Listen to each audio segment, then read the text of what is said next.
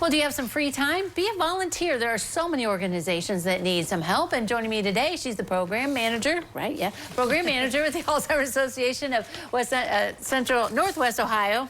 I got the wrong title for you. Anyway, Marybeth Torsell is here. So go wherever. Yeah, really. So let's talk about volunteering because, you know, not only for your organization, but so many others, it's really important. It is. So many organizations need volunteers, and it is proven that if you volunteer, you're doing a lot of things to keep your brain healthy. You're engaging, you know, social engagement, you're keeping your brain active by learning things, you're being physical. So volunteering hits 3 out of the 10 healthy habits right there. Really? So, all yes. right. So if nothing else, for your own health, you're helping out and maybe preventing something down the road. Exactly. Yeah. There's 10 healthy habits for your brain, and like I said, there's 3 right there in volunteering. Well, and along with volunteering, it's nice to feel helpful and to be able to help others, right? Exactly. I mean, if you, especially for the Alzheimer's Association, if you've been a caregiver, you know what other caregivers are going through, and you have a passion. Why not help? Why not take what you know and just do things that you can to help? And there's so many different ways to get involved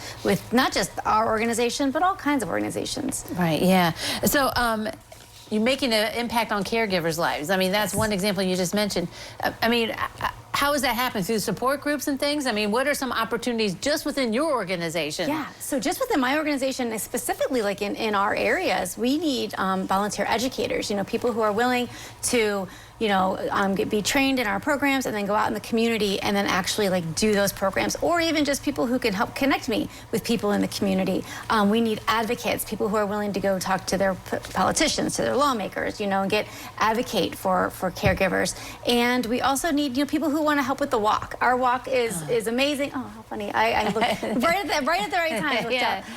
Our walk is amazing, but we need people in the community to help us, you know, to help us plan it and organize it and execute it. Right, yeah. It kind of sounds like whatever your niche kind of is, what you enjoy to do, that you can find something. There is, you know. yeah, exactly. Yep. And I assume it's just however much time you can give and you want to give too. It's not like it's your full-time job and, you know, you're helping out Marybeth. Yeah, exactly. Right? No, it's as little or as much as you want. You know, obviously, like with the education, you know, at least 1 program a month.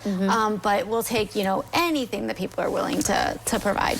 And, you know, you mentioned that the benefits of like keeping your brain healthy. I mean, Alzheimer's has really become a health crisis, I guess, so to speak, right? It definitely is, yes. There's over 7 million people in the United States that have Alzheimer's currently. 7 million. Wow. That's a lot. That is a lot. So, and those just different ways that you can help out and help yourself by doing it. It just seems like it's worthwhile, right, to figure it out and decide to do something. Yeah, and share your stories with other people. You know, let people know that they're not alone, because this disease is so isolating. I know we've talked about that before. You know, for the caregiver, they just feel like they're kind of on their own in this island, and so letting them know that they're not alone is just a really good thing to do. And I'm sure maybe you see that too when you're out there at the walks or the events that you're at, that you can see how helpful it is and how the volunteers are there. It is, and you can tell people want to learn, they want this information. They come to these education programs and they always have questions, which is, I love the questions.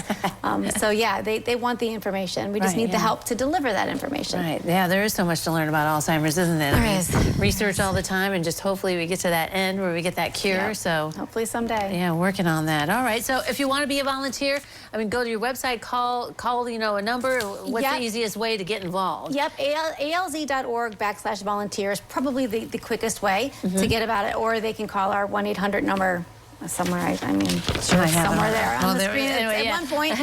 But yeah, or Google it. They'll get that, or that's probably the easiest way. The easiest way, and just get it started, and you guys will get them in the right direction. Yeah, all right, good stuff. Well, thanks very much for talking about volunteering today.